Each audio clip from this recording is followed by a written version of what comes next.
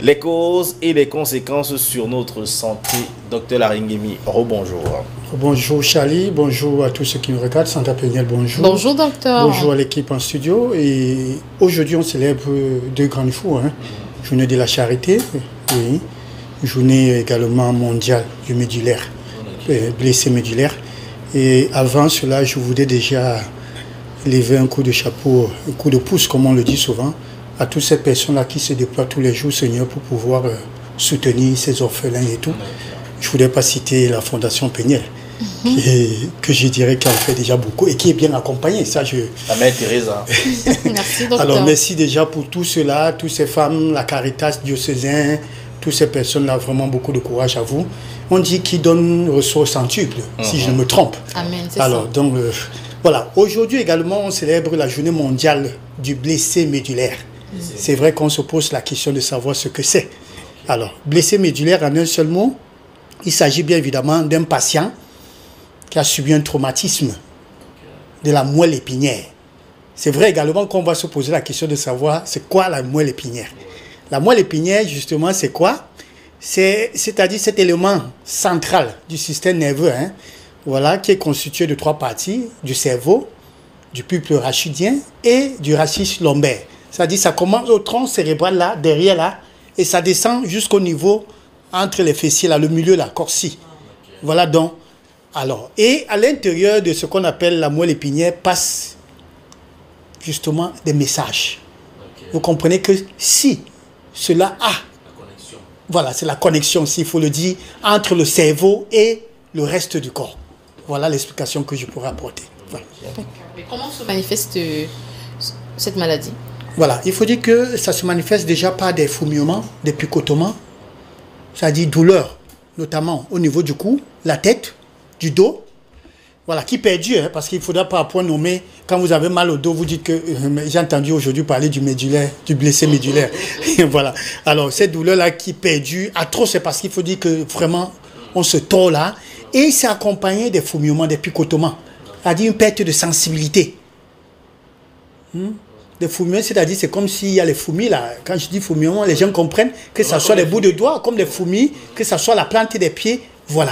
Comment? Ça également, on pourrait constater chez ces personnes l'incontinence ou une rétention. C'est-à-dire vous ne faites pas pipi ou encore vous ne maîtrisez même pas. Ces pipis, ça sort seulement. Les caca aussi. Incontinence, ça sort seulement. Rétention aussi maintenant, c'est que la chose même peut n'est même pas sortir. On peut aller jusqu'à vous puger pendant une semaine. Pour que les caca puissent sortir. Vous avez une constipation aiguë. Vous avez une constipation aiguë.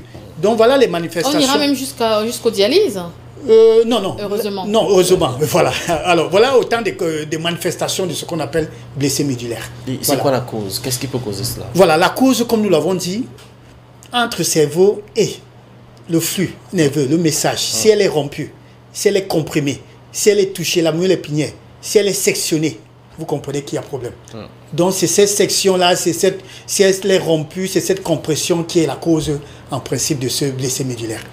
Docteur Larry, s'il vous plaît, parlons des facteurs de risque et des personnes à risque. Facteurs et personnes de risque, les personnes à risque déjà des sportifs de haut niveau sont exposés. Voilà, et des personnes âgées également sont exposées et des hommes beaucoup plus sont aussi exposés. Voilà, pour ne pas dire même les femmes sont concernées, mais beaucoup plus les hommes. Maintenant, parlant des facteurs, nous avons les accidents de route. J'étais très content d'entendre là, on dit zéro accident. Les benzineurs, voilà, ils vont plus bâcher, ils vont rouler. Ça, c'est bon. Il y a les accidents de route, de circulation, tout ça là. La violence aussi dans les foyers. Ça, c'est important. Vous voyez, il y a des gens, des hommes qui lèvent le pied, qui frappent, qui peuvent faire des karatéka. Il y a même des gens qui font des arts martiaux, qui se permettent de lutter et qu'on filme et qu'on envoie sur la toile. Ça, c'est regrettable. Parce que là également, ces genres d'incidents peuvent justement souvenir. Et comme de la blague, et ça devient irréversible. Ça, il faut le dire. Donc voilà les différentes causes. Il y a des chutes également. Notamment ces mamans-là qui accouchent des enfants, comme si l'enfant avait appelé à venir au monde et qui les laissent sur le canapé, sont sur le téléphone en train de whatsapper. Et les enfants font des chutes sur le canapé. Et le mot qu'ils trouvent à dire, c'est que c'est la formation. Il va devenir dur. Sachez que plus tard, l'enfant pourrait justement être un blessé médulaire, d'où les conséquences sont irréversibles. Voilà les différents facteurs de risque. Alors, comment est-ce qu'on fait le diagnostic de cette pathologie? Voilà, le diagnostic, c'est l'imagerie, en un seul mot. Et je voudrais m'adresser pour nous qui avons perdu la culture de faire des examens. Parce que quand on parle des scanners, on dit, docteur, c'est combien? Voilà, vraiment, excusez-moi, si vous commencez à avoir des fourmillements, tout ce que j'ai cité bien avant là, faites très attention, soumettez-vous au bilan. C'est le scanner. Parce que ce que la radio montre, ce que l'échographie, vous comprenez que c'est par étape. Ce que l'échographie voit, la radio ne peut pas voir. Ce que le scanner voit, l'échographie ne peut pas voir. Ce n'est pas pour rien qu'on demande. On peut aller de la radio à l'échographie, au scanner, à l'IRM. Ce n'est pas échelon. Donc, quand on vous dit, non, c'est un problème surtout de la moelle épinière. Parce que ça ne s'achète pas, il n'y a pas un don. On fait ce qu'on appelle le don de la moelle osseuse, mais pas de la moelle épinière. Okay. Donc, faites très attention. Ça ne se vend pas. Donc, il faut vous soumettre à un bilan. Donc, quand on mange la viande du porc, là, ce qu'il y a à l'intérieur, là, c'est quoi? La moelle osseuse. La moelle osseuse. Ah, ça a le goût. Hein. Ça a le goût. Hey. Alors, donc, voilà, il faut justement se soumettre à ça. Et la personne que vous devez voir, notamment, c'est un neurologue ou encore un neurochirurgien. Neurochirurgien ou neurologue. Okay. Voilà les gens qui sont. Ça, c'est leur couloir. Pas de traumatologue. Pas de traumatologue. Non, non. Voilà. Ok. Alors, des complications possibles? Complications, oui. C'est regrettable vraiment de le dire parce que là, je pense, paix à son âme, à un prêtre qui, justement, avait fait un accident de route en voulant esquiver un maman avec son bébé. Justement, il allait cogner sur le poteau et malheureusement, c'est pas qu'il est mort sur le champ, il a été hospitalisé dans l'une des structures Saint-Lambert à Bonabéré où longtemps, pour finir, il ne bougeait plus, c'est-à-dire même ni que la tête, vous comprenez, parce qu'il y avait une paralysie. Elle peut être partielle, elle peut être complète. Et ça, c'est l'une des conséquences. Okay. Docteur Larry, quand vous dites ça... il faut faire très attention, vraiment, parce que, comme je dis, les coups de poing, vous pouvez frapper un coup de poing sur le ventre de la femme ou bien derrière, et c'est fini. Ça devient autre chose. Ça devient autre chose, comme je l'ai vu à la télé. Franchement, ça me fait mal. Quand je revois ça, je pense vraiment à une cousine lors de la bagarre avec son époux, qui aujourd'hui est dans une chaise roulante. Oh là là, et c'est une complication. C'est une complication. Voilà, nous parlons des complications, bien évidemment. Il y a également l'obésité, les diabètes, voilà, qui peuvent aussi survenir, troubles respiratoires et tout. Il y a beaucoup des atteintes. Personnes asthmatiques. Oui, déjà, justement, ça, c'est des personnes qui ont déjà, c'est des personnes à risque. J'ai même oublié de. Ils ont déjà une pathologie. Quand ça vient maintenant s'ajouter avec un problème de médulaire blessé, c'est dangereux. Okay. C'est très dangereux parce qu'il y a un problème de respiratoire, un trouble respiratoire qui s'installe. Okay. Voilà. Alors, maintenant que vous avez cité les personnes à risque, parmi lesquelles les asthmatiques, est-ce que finalement, cette maladie a une relation avec la fertilité? Tout à fait. Ça fait bien de le dire ce matin parce que c'est important, notamment chez les hommes. Ah, chez les hommes? Beaucoup chez les hommes. Chez la femme, c'est l'autre. Il y a également un rapport, sauf que chez la femme, elle peut bien concevoir, mais accoucher, c'est un problème. Prématuré ou bien encore une fausse couche. Mais par contre, qui met l'enfant, comme on dit souvent, c'est l'homme. Mais l'homme peut ne pas mettre l'enfant. Excusez-moi du terme. Tout simplement, pourquoi? Parce qu'il y aura absence d'éjaculat. Éjaculation, on appelle apnée-éjaculation. L'homme, justement, qui est un blessé médulaire, peut se trouver aujourd'hui à ne plus pouvoir éjaculer à cause de cet accident, à cause de ce traumatisme, à cause de ces lésions de la moelle épinière. Donc faites très attention. Je comprends pourquoi beaucoup de grands athlètes ont des problèmes de... Tout à fait. C'est-à-dire, quand vous voyez un footballeur, c'est-à-dire on l'envie, on les insulte et tout, c'est vraiment, je les loue beaucoup. Hein. C'est un sport de risque. Hein.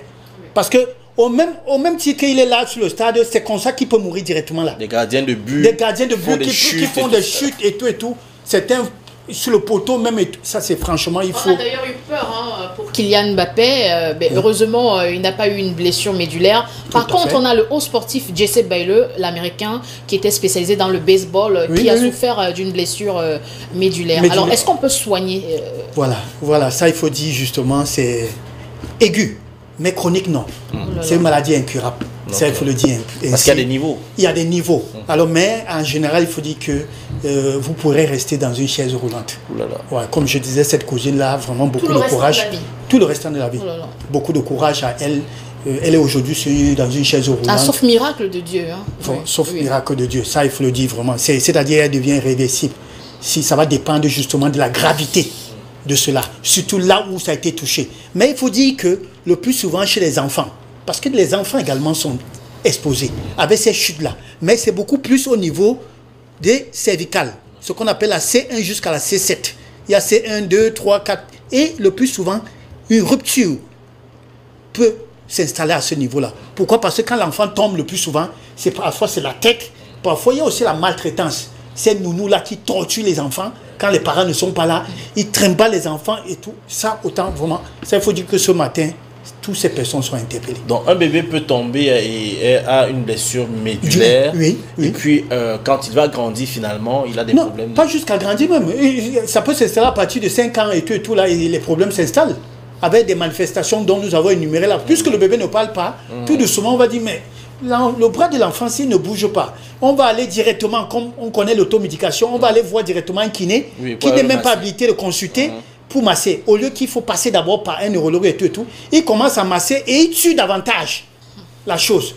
Donc, et plus tard, on dit, mais tiens, c'était une blessure et tout, quand il se fait tard. Le gars n'accouche même pas, il ne fait pas d'enfant. Voilà. Donc, pour sortir, docteur, un conseil? Voilà, le conseil que je peux donner ce matin, c'est, voilà, journée mondiale, ça fait bien de le rappeler. Beaucoup plus, faites attention. Violence, faites attention aux accidents. On peut prévenir. On peut prévenir. Et on le fait déjà. Je crois qu'il y a la prévention routière et tout. Ça fait, j'ai suivi ce matin, on dirait 0 accident pour les bensiculeurs, vraiment plus de conscience et tout. On peut prévenir également la lutte dans les foyers.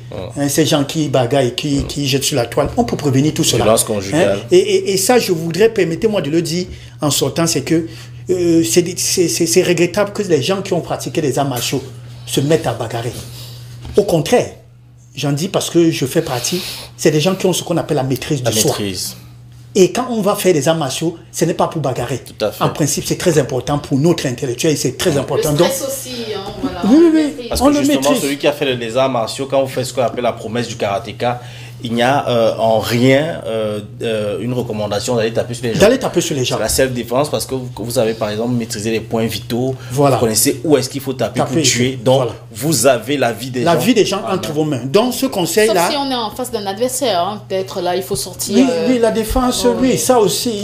Ça va se justifier, elle est légitime. Mais sauf que pour vous qui pratiquez les arts martiaux, femmes ou bien hommes, ce n'est pas pour le partenaire, pour faire les shida ou bien je ne sais pas quoi dans les foyers. Les maïguéris, les bien frapper les enfants, un coup de gifle, franchement. Vous faites allusion à Eunice ou non voilà. Non, je ne voulais pas citer. Elle a fait un direct hier soir et elle a encore demandé pardon. Voilà. Docteur Larry, on vous remercie d'avoir parlé de cette maladie en se mettant beaucoup de courage à tous les athlètes, à tous les sportifs. Tout à fait. Alors, bon début de semaine, docteur. Merci à vous, pareillement. Allez, quand vous partez comme ça, nous, on n'est pas contents, docteur, mais bon, on se verra à nouveau demain, s'il plaît à Dieu. C'est l'heure des téléspectateurs. Le téléphone est ouvert, le thème, le quiz sont à l'ordre du jour. Il y a un quiz, il y a une thématique, il y a également deux